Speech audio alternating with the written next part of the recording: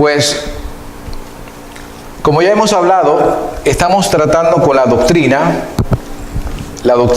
de la palabra de Dios. Y ya hablamos en semanas pasadas, los domingos antepasados, en primer lugar, hablamos en la primera conferencia sobre unas actitudes que existen acerca de la palabra de Dios. O sea, estos son algunas posturas, algunas actitudes acerca de la palabra de Dios. Y vimos, para repasar de manera breve y rápida, entre esas actitudes que atentan en contra de la palabra de Dios está lo que le llamamos el racionalismo. Hablamos del romanismo, la Iglesia Católica Romana y sus tradiciones.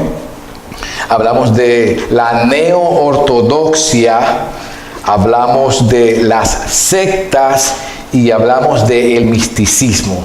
Todas estas que mencionamos son posturas, actitudes, manera de ver a la palabra de Dios. Y todas ellas, las que mencionamos, no tienen a la palabra de Dios como suficiente y absoluta, sino que atentan en contra de la suficiencia y la autoridad de la palabra.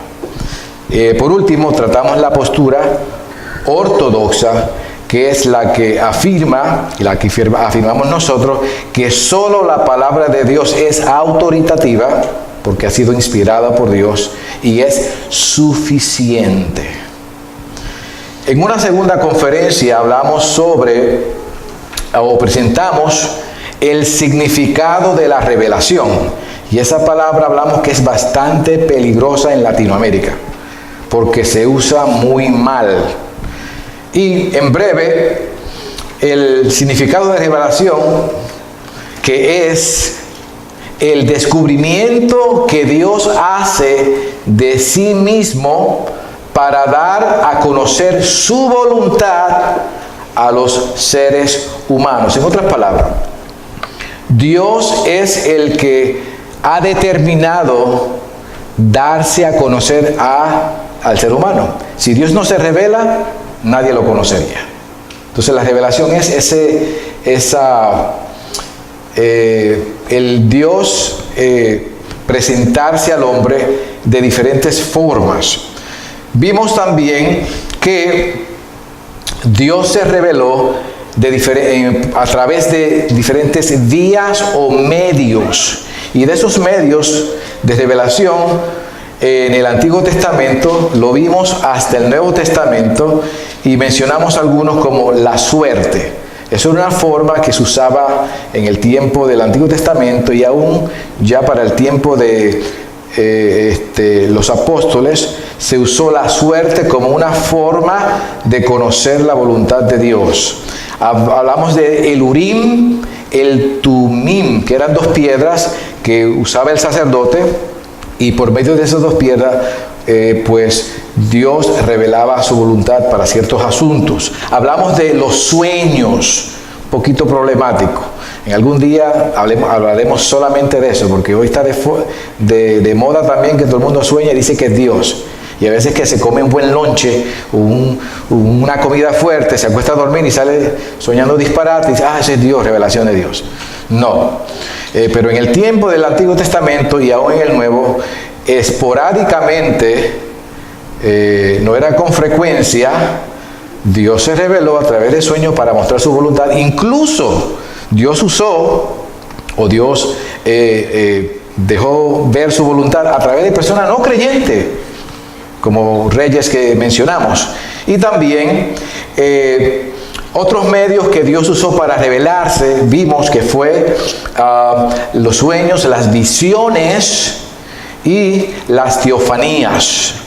Teofanías son manifestaciones de Dios. Y una teofanía que vemos claramente en el Antiguo Testamento, una manifestación de Dios para dar a conocer su voluntad o para revelarse, fue algo que se llamaba o se denominó el ángel de Jehová.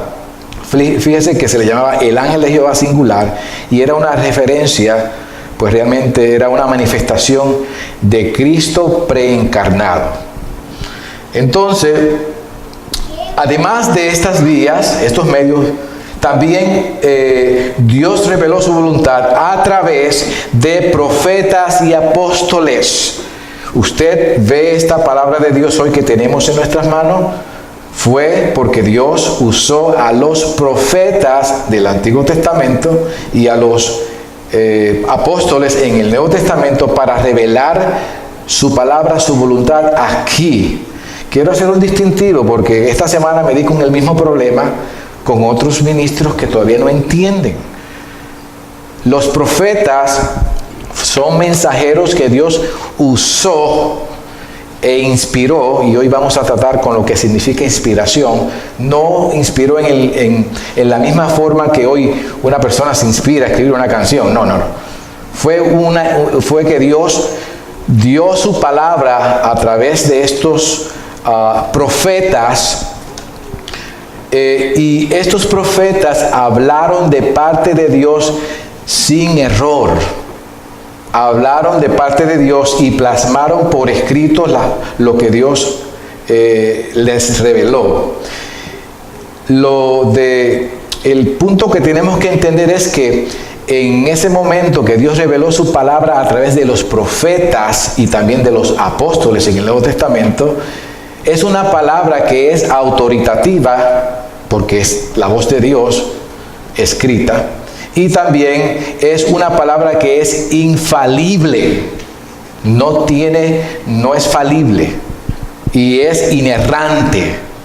La diferencia de eso a los que hoy se denominan supuestamente profetas y apóstoles es que hoy no existe un hombre que haya nacido y que pueda hablar de manera infalible y sin error y autoritativamente. Nosotros los predicadores o los maestros o pastores podemos hablar de la palabra ya revelada que es infalible, pero mis palabras no son infalibles, son falibles y tienen errores. Entonces, algunas personas todavía no entienden que Dios se reveló desde el Antiguo Testamento hasta el Nuevo Testamento de manera progresiva. Cuando la palabra de Dios, esta que estamos viendo aquí, desde Génesis y Apocalipsis, ya fue culminada, se completó, pues ya no hay más profetas que hablen de manera infalible.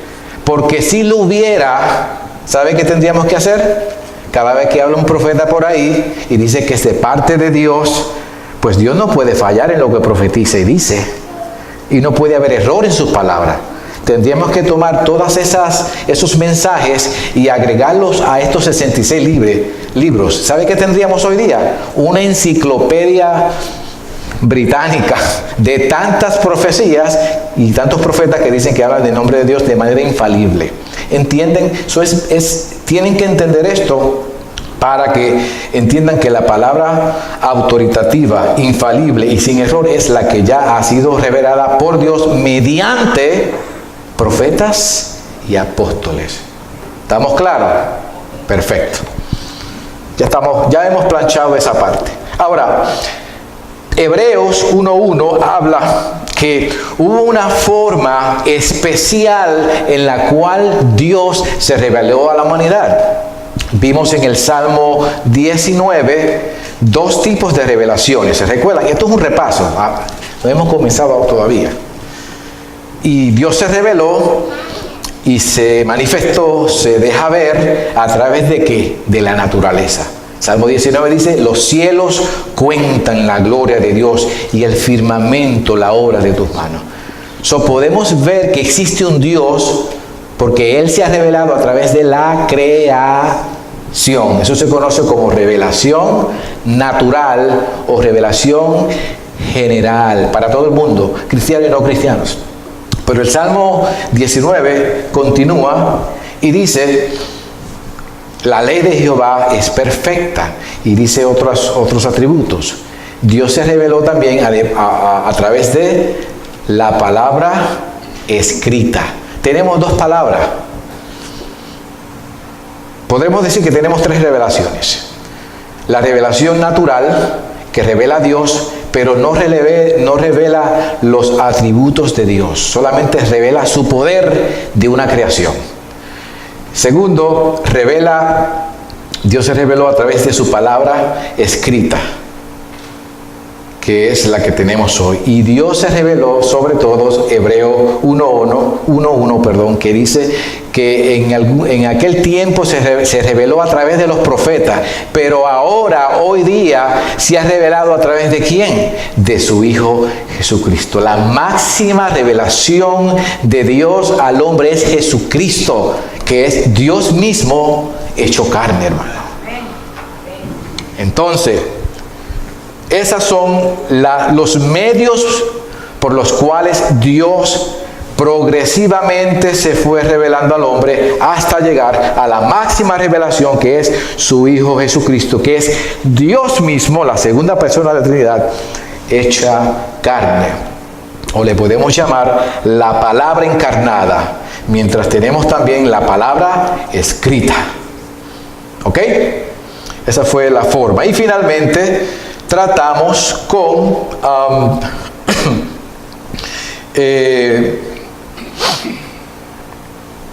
hicimos un contraste entre las nuevas revelaciones supuestas y la palabra de Dios.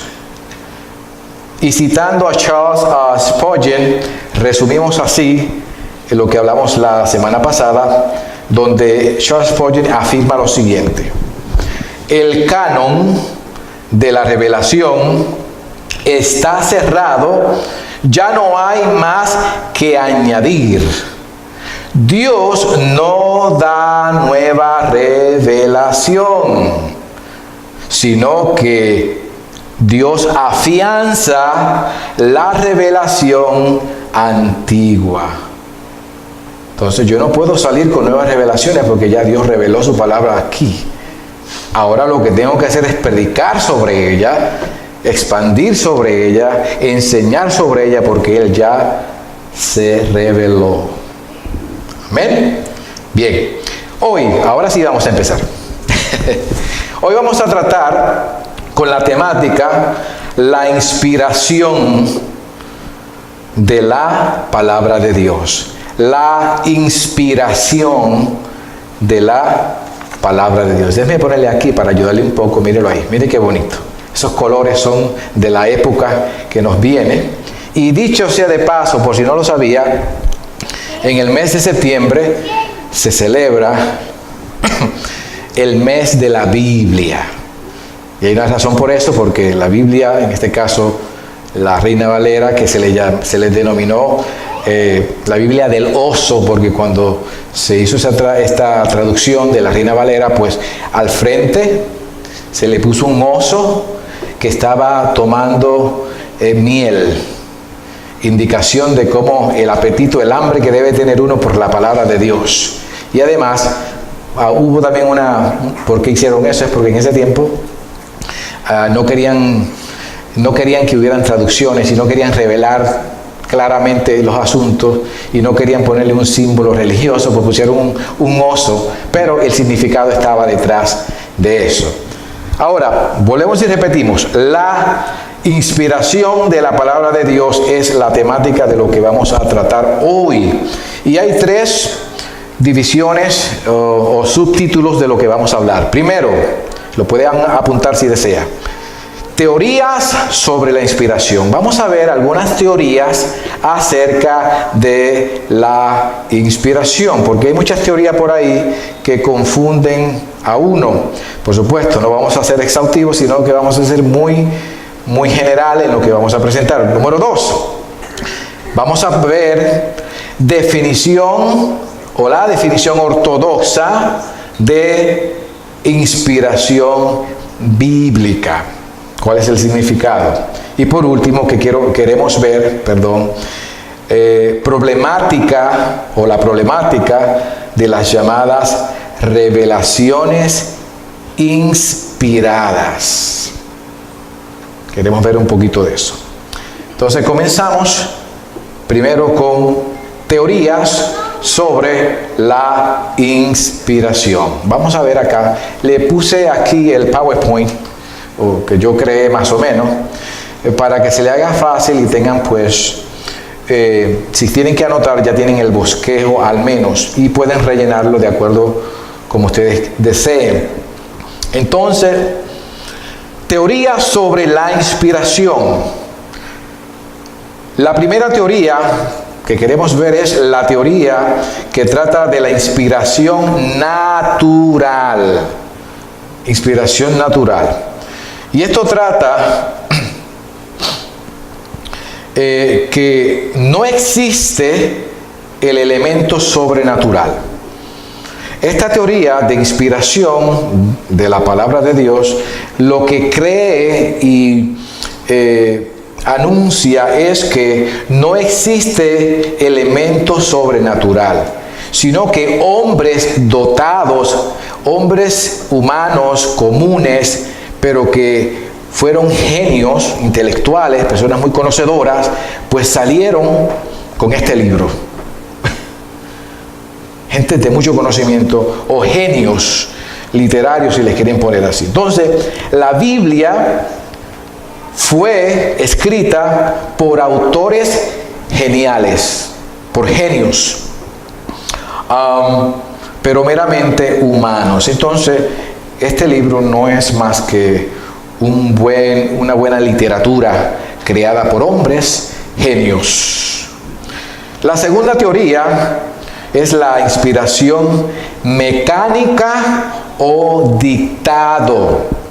Y aquí dice que los escritores de la Biblia eran instrumentos pasivos en manos de Dios.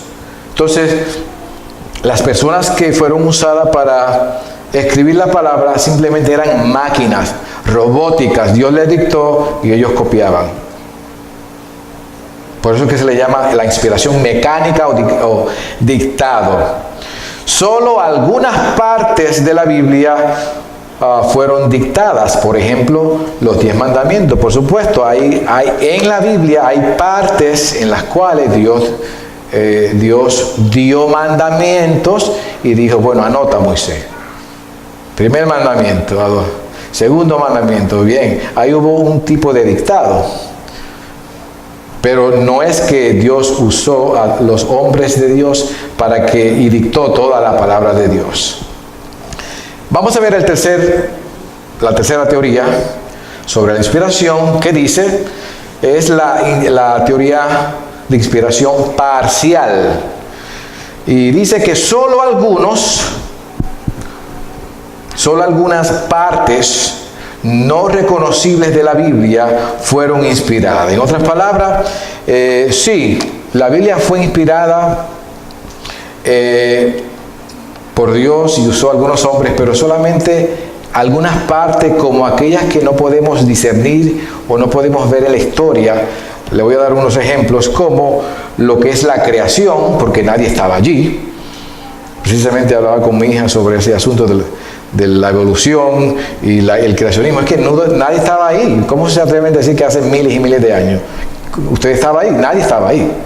Entonces, en este caso, solo algunas partes de la Biblia fueron inspiradas, como la creación o el relato de la creación, los conceptos espirituales y otras así. Entonces, esta teoría dice que solo algunas partes fueron inspiradas, pero que la Biblia tiene otras partes que no son inspiradas. Tenemos entonces también la número 4, la inspiración conceptual. Y esto es que fueron inspirados los conceptos que están en la Biblia, pero no las palabras mismas. Y esto es importante. Por ejemplo, hoy día tenemos diferentes versiones. Hay versiones, por ejemplo, como la Reina Valera y la versión, ¿cómo se llama?, de las Américas, que son versiones que han sido escritas desde la perspectiva literal. ¿Qué significa esto? Que ellos han tomado del texto original en hebreo o griego y han hecho una traducción literal palabra por palabra. Esto tiene un beneficio porque entonces cuando esa versión se traduce de esa forma es bastante fiel al original en cuanto a presentar con exactitud las palabras. Pero hay un problema también, porque en los idiomas, cuando uno traduce una frase exactamente a otro idioma, y eso pasa con el inglés y el español, a veces no tiene sentido, porque es distinto. Hay lo que se llaman idioms, no sé cómo se dice en español, idiomáticas, ¿no? Que son propias de ese lenguaje y no se pueden traducir exactamente porque si la traduces así no te van a entender qué es eso, qué disparate es ese. ¿Me entiendes? Entonces hay que traducir el concepto o la idea de lo que tú quieres anunciar o decir. Y eso pasa. Entonces este concepto, o sea, esta teoría, dice que la inspiración conceptual, que la Biblia fue inspirada solamente los conceptos, pero que las palabras no le hagan mucho caso porque las palabras pueden fallar, no son inspiradas.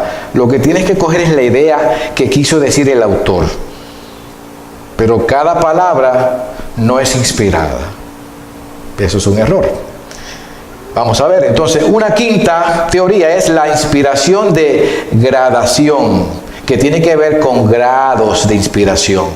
O sea, los escritores de la Biblia estaban más inspirados que los hombres corrientes. Entonces, hay grados de inspiración, algunas partes son inspiradas, otras partes no son tan inspiradas, otras partes no son inspiradas. O sea, una mezcla ahí de grados de inspiración y pues por supuesto eso está en error. Sexta, la inspiración neo-ortodoxa. La inspiración neo-ortodoxa o bartiana. Hablamos la semana pasada sobre este hombre o sobre este concepto en cuanto a la revelación neortodoxa, pero aquí estamos hablando de la inspiración neortodoxa o bartiana, porque Barth fue el que salió con esta idea. Y esto es que los escritores humanos solo pudieron producir un relato con errores. Le voy a pasar aquí que casi se me olvida. Ahí está, ¿lo ven? Estoy en la sexta. Repito. Los escritores humanos solo pudieron producir un relato con errores. En otras palabras, es inspirada, pero los que escribieron, los que Dios usó para escribir la palabra, tienen errores. Entonces la Biblia tiene errores, no es inerrante, tiene errores, de acuerdo a esta postura de inspiración. Séptima teoría, la inspiración mística o iluminista.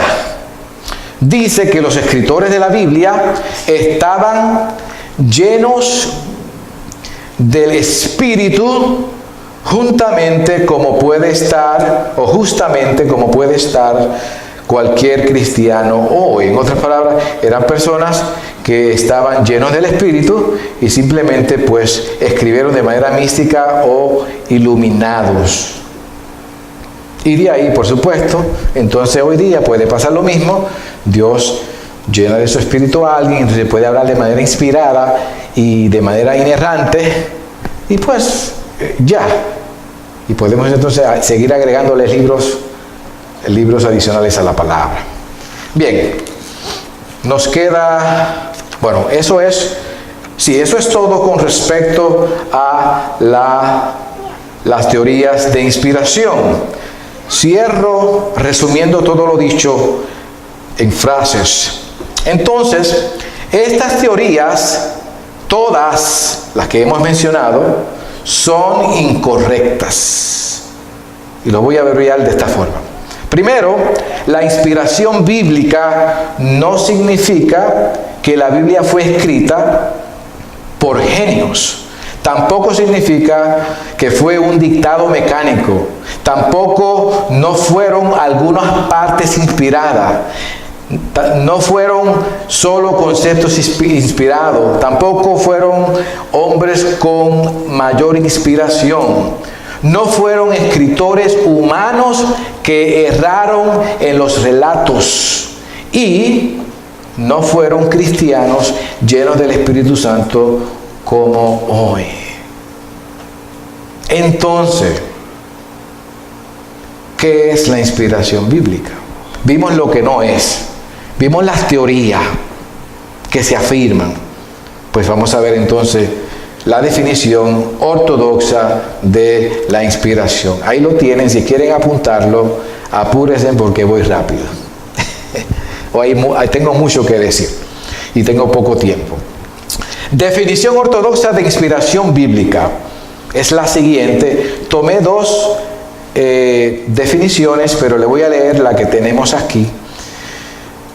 Inspiración es la actividad o proceso, lo puse grande para que lo vean, o proceso, por la cual Dios de tal manera influye en los autores humanos que estos, usando sus facultades específicas y sus distintas personalidades, compusieron y refirieron sin error en las palabras originales la revelación de Dios al hombre.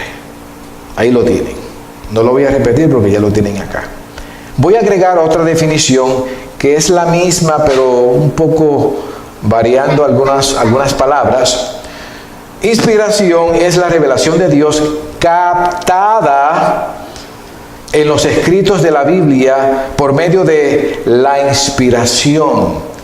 Ella tiene más que ver con el proceso mediante el cual Dios se reveló a sí mismo.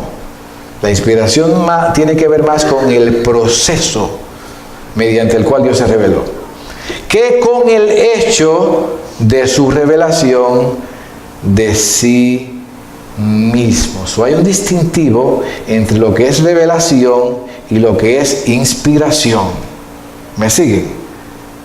La revelación tiene que ver con Dios darse a conocer, y la inspiración tiene que ver con el proceso de Él dar a conocer su voluntad, su palabra. ¿Me siguen? Ok, entonces tenemos ahora lo que se ha denominado inspiración. Permítame cambiarle aquí, que siempre se me olvida. Bueno, déjeme ver si... Yo creo que me fui adelante. Ok. Bueno, se lo voy a dejar ahí.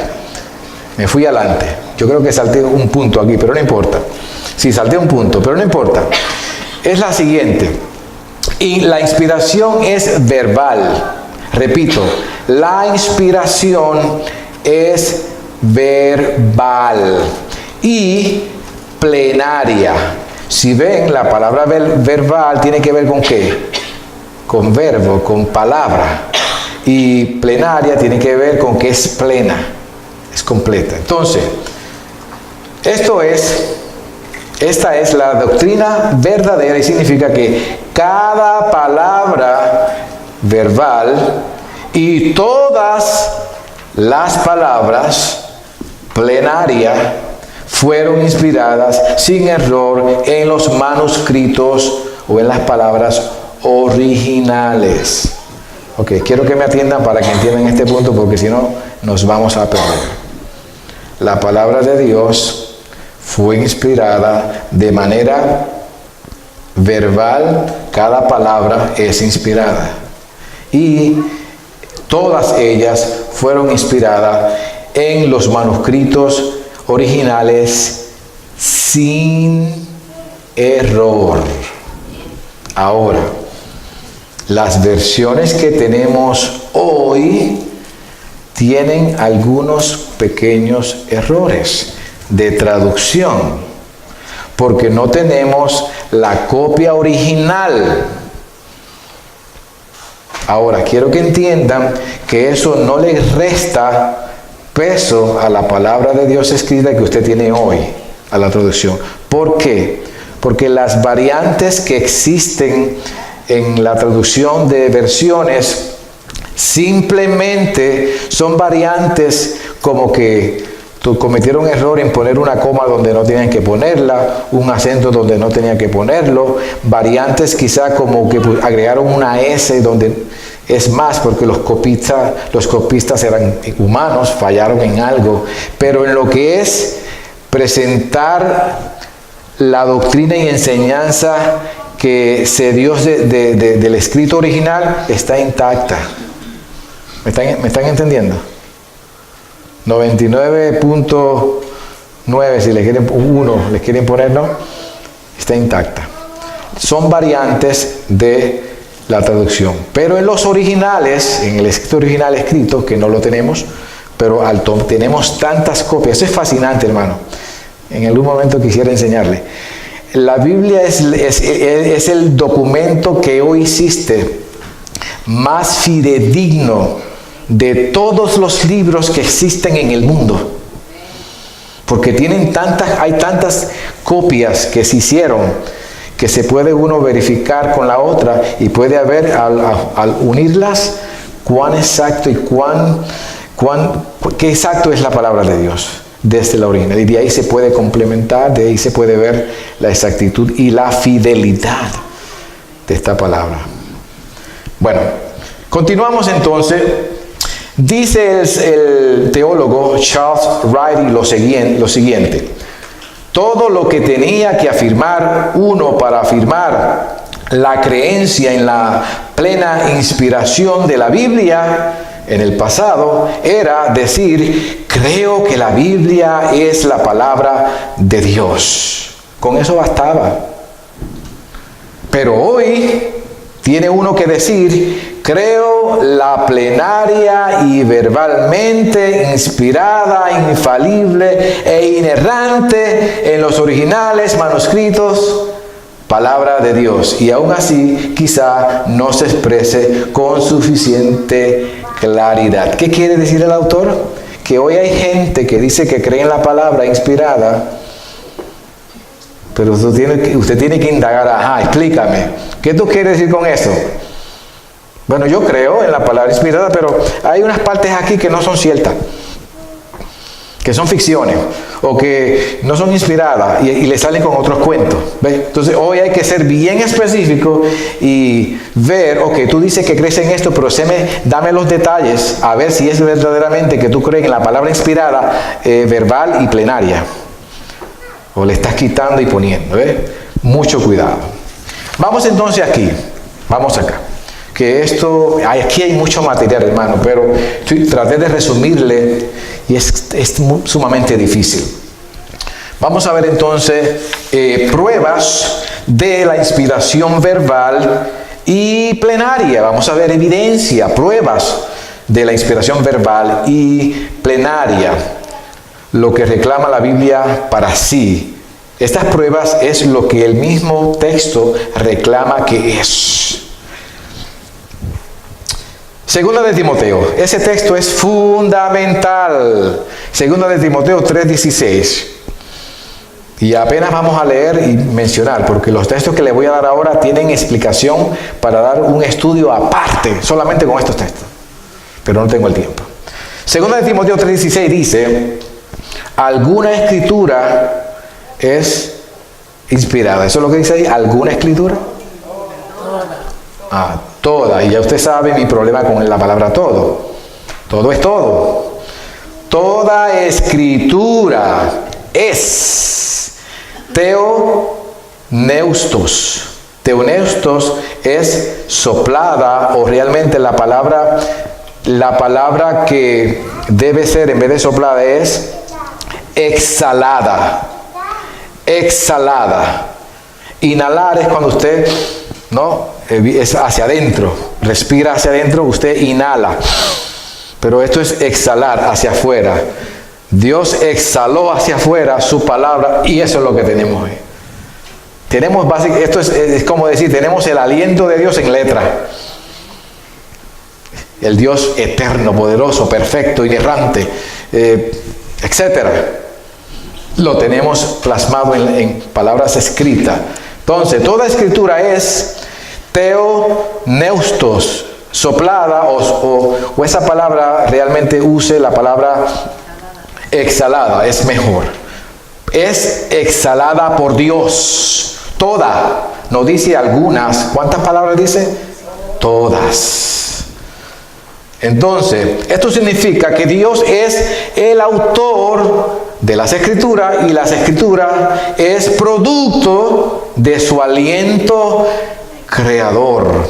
Esto significa además que Dios, el cual es verdadero, Romanos 3:4, Dios sopló o exhaló en las escrituras la verdad, porque Él es verdad y lo que respiró o lo que exhaló que es verdad.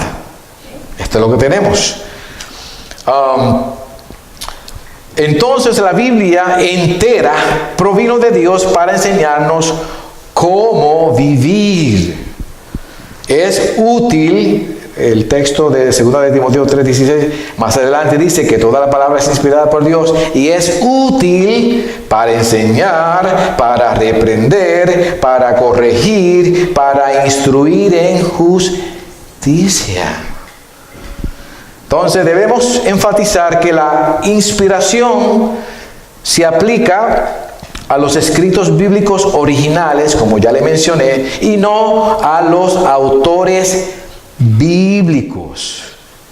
Los autores, los escritores no son los inspirados, sino es inspirado su palabra. Hay una distinción. En otras palabras, no existen escritores bíblicos inspirados, existen escrituras inspiradas. Por tanto, cada vez que hablan las escrituras, Dios mismo es quien habla. Pero ¿corrompió el hombre esa verdad inspirada al ponerla por escrito? Pues no. A continuación vamos a ver entonces cómo fue posible que no hubiera corrupción de parte de los que escribieron. Porque Dios usó a personas mortales, gracias, a seres humanos que son pecadores y que podían cometer error, pues podríamos esperar que entonces esta palabra te contenga error. Pero vamos a ver el cómo entonces esto no es posible. Estamos bueno, ya se lo di aquí. Segunda de Pedro 1:21, ese es el texto y lo voy a leer, que dice: ninguna profecía, pausa. El pentecostal, todo lo que es profecía, le cree que es un hombre caminando y diciendo Dios me dijo, es que se vuelve loco con eso. Aquí estamos hablando, la profecía más segura es esta. Eso es otro nombre para decir palabra de Dios. Ya tenemos la profecía más segura en la cual debemos poner atención, dice Pedro. Y cuando habla de profecía aquí, está hablando de toda la palabra. Entonces, aquí se refiere a la palabra de Dios.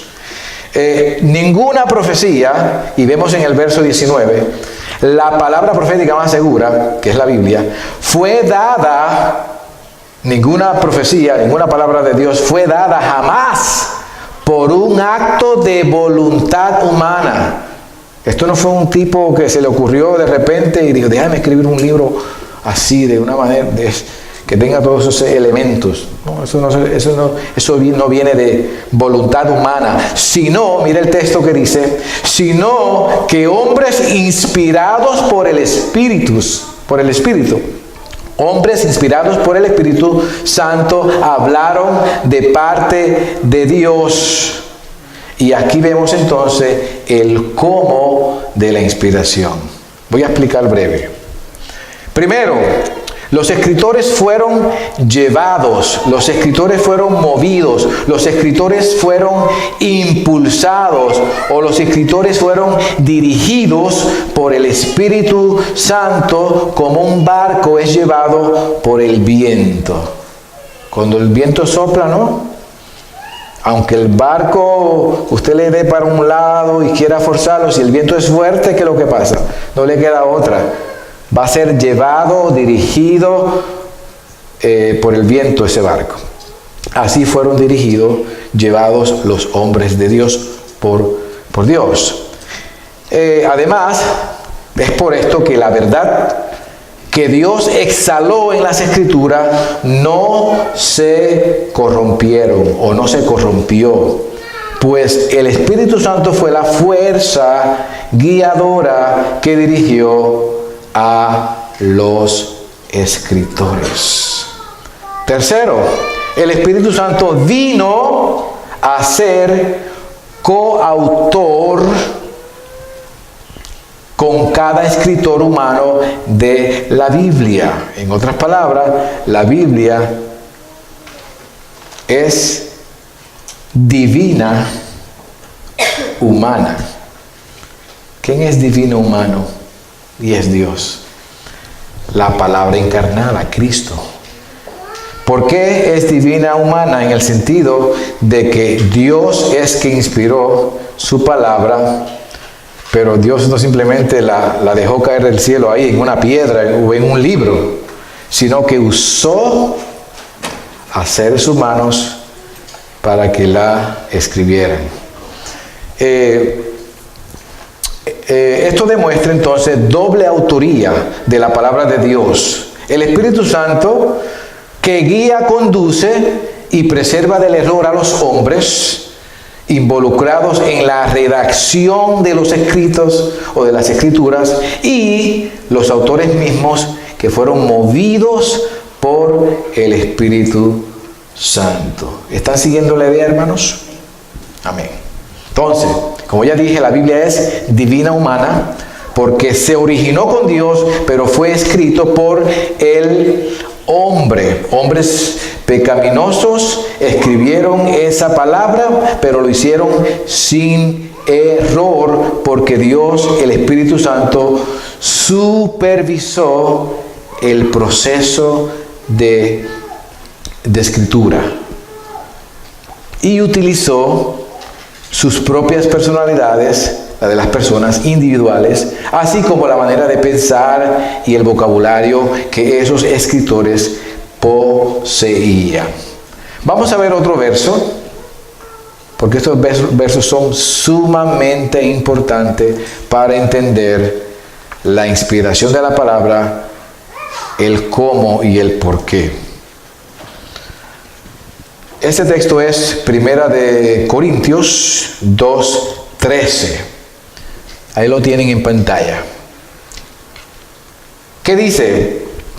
De lo cual también hablamos, no con palabras enseñadas por sabiduría humana. Oh, esas palabras no son de otra persona, de un filósofo, de un genio literario. No con palabras enseñadas por sabiduría humana, sino con las palabras enseñadas por ¿quién? Por el mismo Dios, por el Espíritu Santo de Dios, combinando pensamientos espirituales con palabras espirituales. Entonces aquí se afirma que las palabras mismas del texto de la Biblia son verbalmente inspiradas, son exhaladas por Dios. También el Espíritu Santo usó palabras y no conceptos. Por eso es que cuando nosotros predicamos o enseñamos, no simplemente le damos ahí algo, pues, la frase, el concepto, y por ahí seguimos. Por eso tenemos que ir al original de la lengua, en este caso a veces hebreo o griego, y ver el significado, porque esa palabra tiene un peso. No solamente fue conceptos los que fueron inspirados, sino palabras que los escritores humanos conocían y usaban, pero fue el Espíritu Santo quien las seleccionó y las arregló en el orden preciso que el Espíritu Santo quería. Por tanto, resumo todo lo dicho. La Biblia no es solo la palabra de Dios, sino las palabras de Dios, o sea, toda la palabra, la Biblia, es de Dios y cada una de las palabras en ella es de Dios. Dios dio la palabra en las palabras propias. Por eso dice Pablo en Corintios 2:13, no sé si lo tengo aquí, vamos a ver si ahí lo tengo. En Corintios 2:13, habló con las palabras enseñadas por el Espíritu. Entonces él no habló las palabras de él, palabras enseñadas por el Espíritu. No conceptos, palabras. Vamos a pasar al próximo. ¿Ok? Vamos a ver las evidencias de la inerrancia. Y me tengo que apurar porque ya me está agarrando el tiempo. Bueno, evidencias de la inerrancia. La doctrina de la inerrancia, hermano, no lo voy a hablar ahora, pero ha sido muy criticada y algunos no la creen. Y no voy a entrar en eso porque si no lo acabo. Pero significa que la Biblia dice la verdad. Inerrancia es que todo lo que dice la Biblia, todo, no algunas cosas, es verdad. Y es verdad porque Dios es veraz. Y lo que Dios exhaló es veraz. Y lo que Dios exhaló fue ¿qué? Su palabra. Y eso significa inerrancia, que dice la verdad. ¿Y cómo lo sé? Pues hay dos cosas aquí que pueden ver. Primero, lo sabemos por la fiabilidad del carácter de Dios.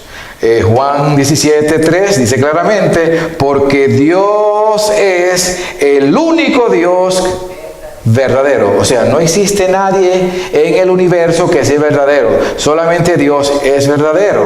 Y como Él es verdadero, pues lo que Él ha exhalado es verdadero, es inerrante.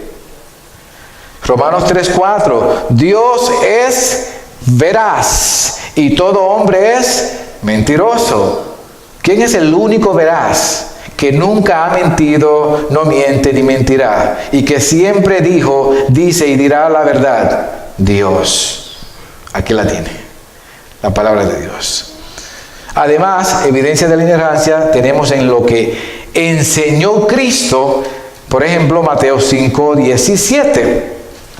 Mateo 5:17, que dice, Jesús afirma, no he venido para abolir la ley y los profetas. O sea, aquí estamos tratando de las escrituras. Sino para cumplirlas o cumplir. Porque de cierto os digo, dice Jesús, que ni una jota, esto es interesantísimo, hermano, ni una jota ni una tilde pasará de la ley hasta que todo se haya cumplido. Hasta que todo se haya cumplido. Hasta que la jota ni la tilde, todos los detalles, todas las palabras se hayan cumplido. Ahora vamos a ver qué es la jota. ¿Qué jota es la jota? ¿Y qué es la tilde? Bueno, ahí lo tienen en breve. La jota que habla Jesús aquí es la letra más pequeña del alfabeto hebreo llamada Yod. Alfabeto hebreo tiene una letra que se llama Yod, que es la J, y se parece a una apóstrofe. ¿Quién logra ver el puntito que está entre los paréntesis? Que es negro, ¿lo ven? Casi no lo ven, ¿verdad? Eso es una J. Es la letra más pequeña del alfabeto. Jesús dice que ni ese poquito, ni esa letrita, O sea, esa letrita, todo se va a cumplir. Todo es exacto. Permítame leer otra vez. Dice, ni una jota, ni una tilde pasará de la ley hasta que todo se haya cumplido. Ahí tienen la jota. ¿Lo ven? Es chiquitito. ¿Ah? ¿Qué es la tilde? Es una parte de una letra. Es una parte de una letra. Es una prolongación o trozo pequeñísimo de una letra hebrea que sirve para distinguir una letra de otra. Ejemplo, mire bien ahí para que entienda lo que le estoy explicando. Ahí ven una F, ahí ven una P, ahí ven una R y luego ven una B. Fíjese con mucha atención. La F de foca, por ejemplo.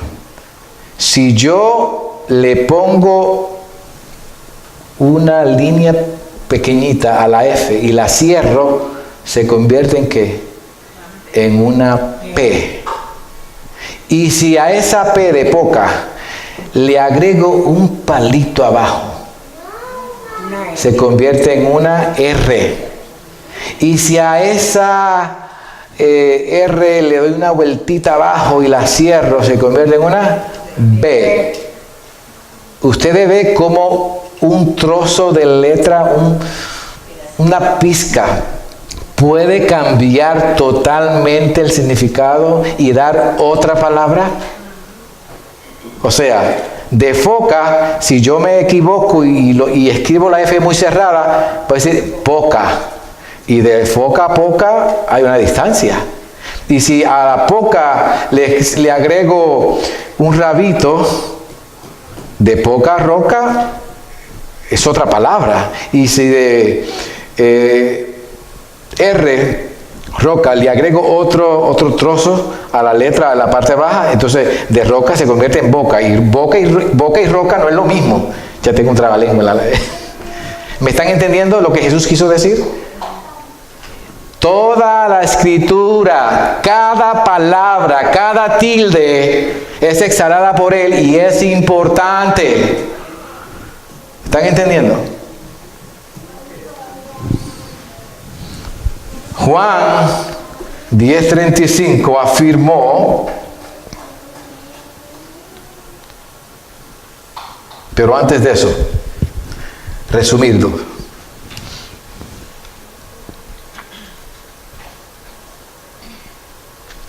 La adición de tilde hizo una diferencia en las letras, como ya mencioné. Lo que Cristo quiso decir es que cada palabra y cada letra de la Biblia es importante y además que las escrituras habían de cumplirse con exactitud, como está escrita, palabra por palabra, letra por letra. Por eso es que Juan dice, Juan 10:35, afirmó que la escritura, la palabra de Dios, no puede ser quebrantada. En otras palabras, la escritura no puede ser privada de su autoridad absoluta. ¿Están comprendiendo, hermano? Cuando entendemos estas verdades, la palabra se vuelve bien importante en nuestra vida y podemos realizar por qué es que debemos obedecer los preceptos, el testimonio, la ley de Jehová, que es perfecta, que está completa. Porque el no hacerlo, pues incurrimos en pecado y en el error y en la desviación de lo que es la voluntad de Dios. Vamos a terminar casi. Nos quedan 2 horas más. Bien. No, rápido. Simplemente le voy a concluir leyéndole. Ahora vamos a ver lo que es la problemática de las llamadas revelaciones inspiradas. Quise traer siempre algo aplicativo a lo que se vive hoy para que entiendan cómo al no entender estas cosas erramos. Entonces, problemática de las llamadas revelaciones inspiradas. Voy a leerle simplemente del texto para avanzar.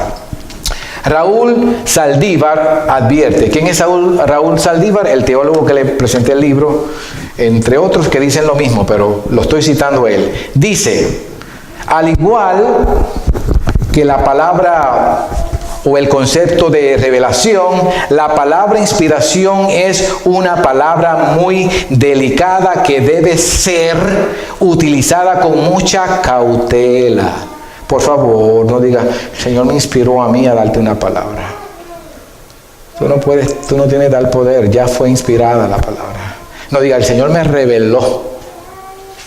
El Señor me habló a mí de voz audible, como dijo alguien por ahí. Y tuve una semana tratando con eso.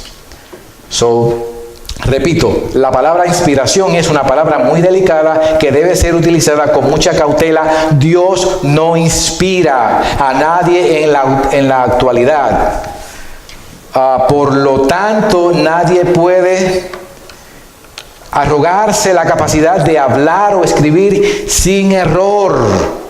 En América Latina es muy utilizado el término Dios me inspiró, y aquí también en Estados Unidos, para referirse a un sermón, a un canto, a una enseñanza. El problema radica en que muchas personas no entienden el uso semántico de la palabra inspiración en ese contexto. Por lo tanto, no se recomienda utilizarlo. Igual que la palabra revelación, no se recomienda utilizar la palabra inspiración, porque comienzan los malos entendidos, excepto para afirmar la inerrancia e infalibilidad de la Biblia. Voy rápido. John MacArthur hace una observación de los neopentecostales que están hoy acabando con nosotros, con sus... Ay, hermanos, que mucho me molesta eso. Y la gente que es tan tonta y por no conocer la palabra, pues lo sigue. Tengo un compañero en el trabajo que estoy lidiando con él, y eso es lo que hace. MacArthur observa a los neopentecostales y dice lo siguiente. Los neopentecostales tienden a creer en una inspiración continuada. Por ejemplo, escuche esto, algunos creen que algunos himnos clásicos de la iglesia, como los de Isaac Watts, Charles Wesley y otros, fueron inspirados de la misma manera que las escrituras. O sea, le dan el peso a un cántico escrito por una persona que es un cántico clásico, como si tuviera el mismo peso de las palabras inspiradas de Dios, exhaladas de Dios. También libros escritos como La Visión, y ustedes algunos deben saber de qué estoy hablando, por David Wilkinson, el pastor de la iglesia de aquí, Times Square Church. Él escribió un libro, se llamaba La Visión, y algunos cristianos lo tienen como un libro inspirado por Dios de la misma manera que las escrituras. Yo he escuchado gente hablando sobre este libro como si fueran las escrituras. Y lo citan, uy, él dijo, y Dios le reveló al hermano, le dio una visión, y ese libro se cumplió en esta parte, en esta otra. Y la Biblia no le hacen caso a lo que ya Dios escribió en Apocalipsis. También los libros escritos como, esto también lo deben saber algunos aquí, Una revelación divina del infierno por Mary K. Baxter. Esta mujer ha escrito muchos libros de esta índole y ha sido uno de los libros más vendidos. Cuando yo voy a la librería me dan dolor de cabeza, hermano. Es que me da una tensión al ver estos autores ahí, que eso es puro veneno. Y las librerías vendiéndolo. Como si fueran revelaciones o si fueran inspirados. Palabras inspiradas que Dios le dio a esas personas. Muchos cristianos lo tienen como un libro inspirado de la misma manera que las escrituras. Esto, por supuesto, no es así, ya que ningún cántico, libro o palabra de hoy está al mismo nivel de la palabra eterna de Dios. Mateo 5:18 afirma, el cielo y la tierra pasarán, pero mi palabra permanecerá. Concluyo. La inspiración bíblica no significa que la Biblia fue escrita por genios. No significa que fue un dictado mecánico. No fueron algunas partes inspiradas. No fueron solo conceptos inspirados. No fueron hombres con mayor inspiración. No fueron escritores humanos que erraron en los relatos. No fueron cristianos llenos del Espíritu Santo como hoy. La inspiración de la Biblia se aplica a los escritos bíblicos originales y no a los autores bíblicos. En otras palabras, no existen escritores bíblicos inspirados. Solo existen escrituras inspiradas, exhaladas por Dios. Por tanto, cada vez que hablan las escrituras, Dios mismo es quien está hablando, hermano. Cuando yo predico, cuando yo enseño y cito la Biblia como lo hago con frecuencia, no me hagan caso a mí. Háganle caso a la palabra más veraz, la profecía, ¿cómo que dice Pedro? ¿Ah? Más segura, a la cual hacemos bien en poner atención. Es la palabra inspirada. Vamos a estar de pies. Prepárate eso. Vamos a orar. Y le vamos a dar